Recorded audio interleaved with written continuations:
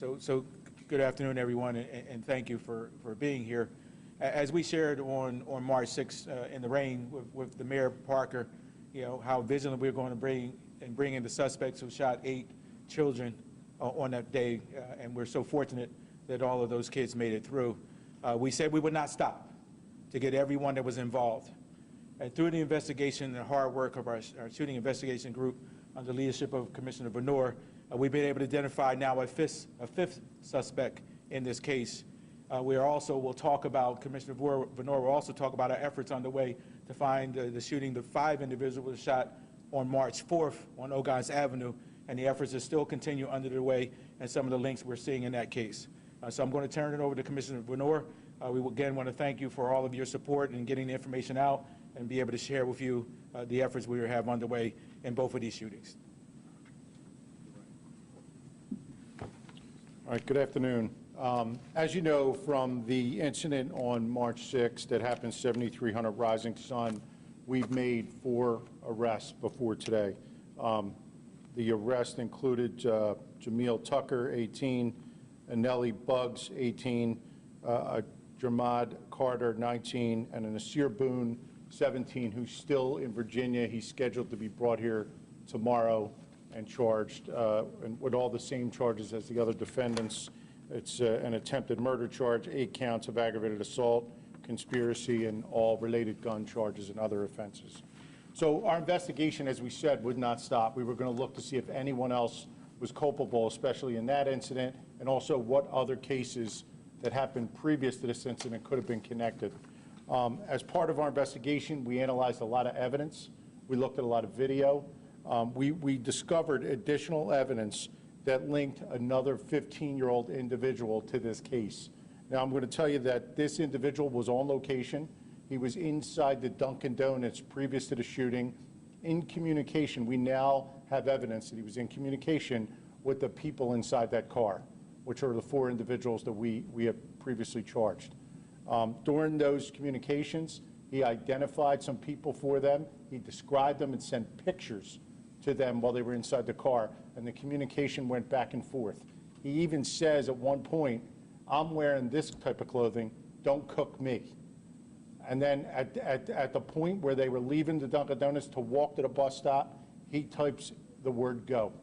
And that's when you see on the video the individuals, the 3 individuals exit the car and walk towards the bus stop and commit the shooting. This individual is seen on the video and then walks away.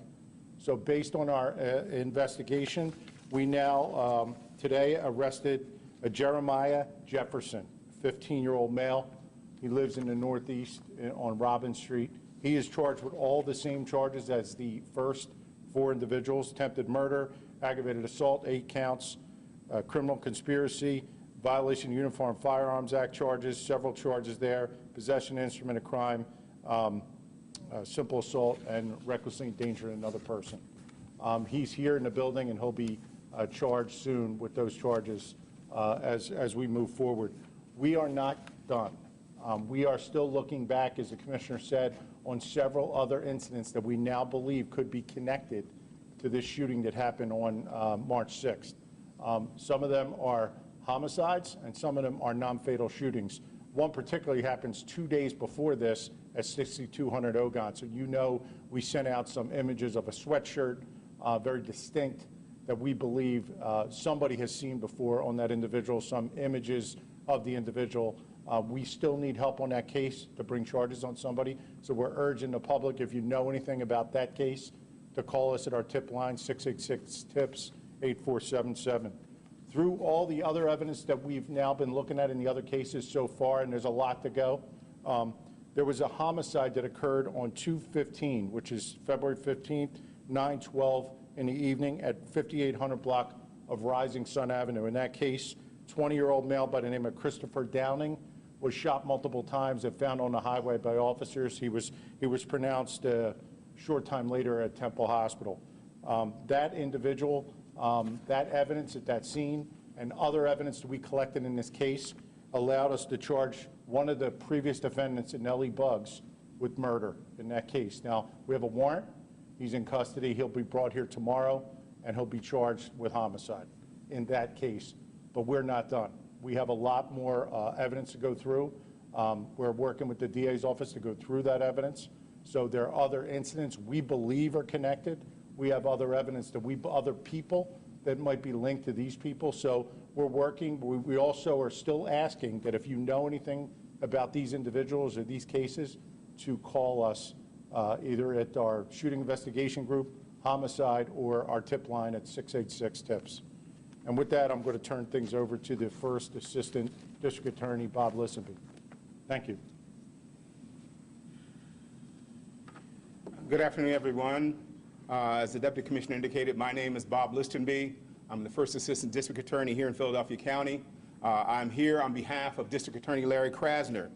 First of all, I'd like to thank our partners who have done an outstanding job in investigating all the cases that have been listed here before, specifically the Northeast High School shootings that took place and the shootings that took place in the area of Imhotep Charter High School.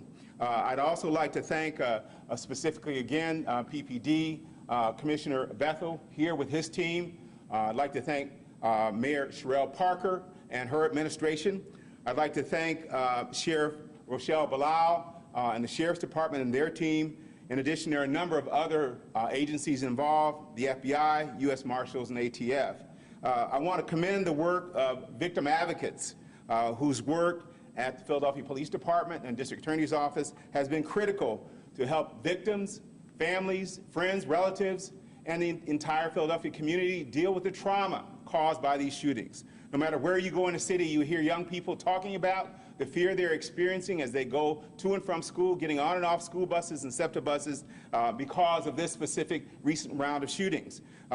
The folks who are victim advocates and other kinds of specialists throughout the city have had a real challenging job trying to help our young people deal with these kinds of circumstances and situations.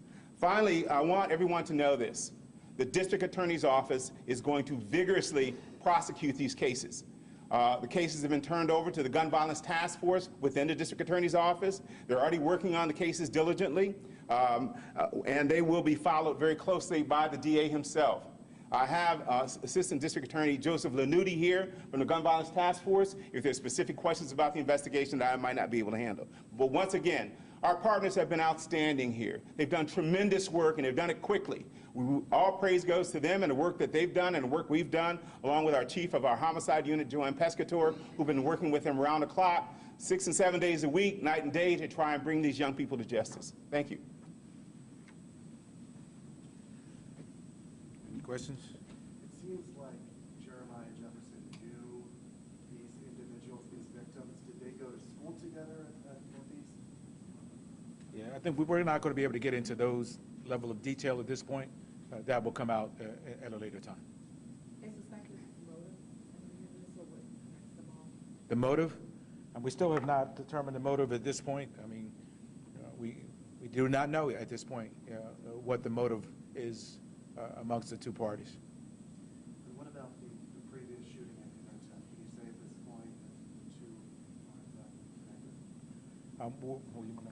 I mean, as we said, we believe some of these are connected. You know, there's some kind of two neighborhood groups that seem to be going back and forth. Some of the shootings were spread apart in the beginning. Those two were actually 2 days apart.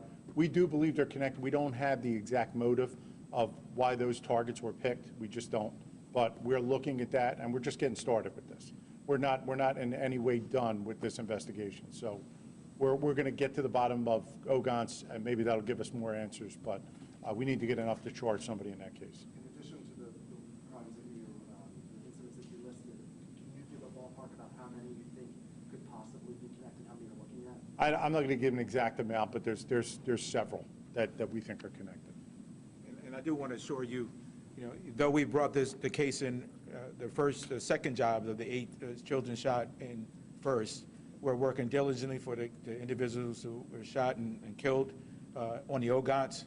I mean, clearly there was different dynamics with that job because we had video and car and other things that were able to lead us in that investigation. But let the Imhotep community and those in that Ogans community understand we're working just as diligently and working hard to bring those individuals into custody who did that offense on that Monday. Are there two, there's still two victims I'm not sure of how many are still, at least two. They're but both that's in good condition. good condition, but yes, we still have, what I'm understanding, two. All right. Real quick, for families watching this tonight, any message to them? I know you've been constantly working to try to find, who did this and piece everything together. Any message you want to get across to them tonight about just trying to get their kids to school safe to and from?